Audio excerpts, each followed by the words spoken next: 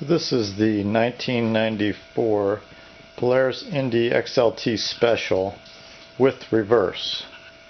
And what I needed to do was take the chain case cover off and just inspect the gears and chain, because I had some metal chunks come out on the dipstick there. So it's got a dipstick on the side. Just pull it out, metal magnet in, and you can inspect.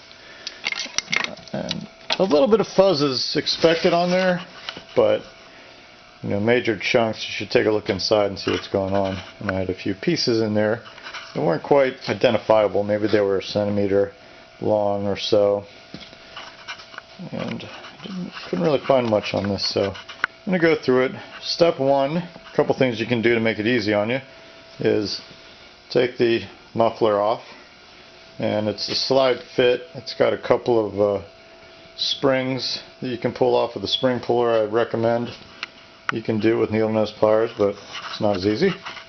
The next thing you need to do is it's just a couple screws to take the reverse lever off and out of the way. There's a pin on the end of that to get it out of there, cotter pin, and then once you get that off, you're set up like this.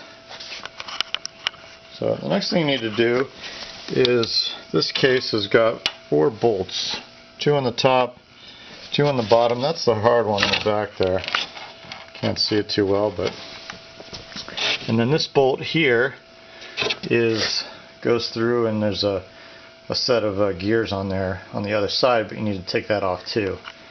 So, but before you do all that, what I recommend is, if you got a 94, it doesn't have a drain plug on the bottom. So what I did is I just rigged up the little plunger.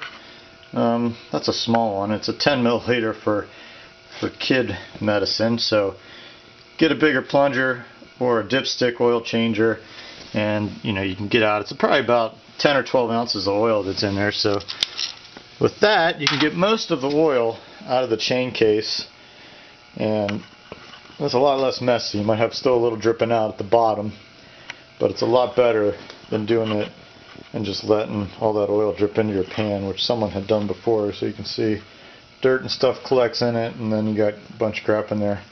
Not easy to get those water lines out of the way, so I worked around them, which is possible.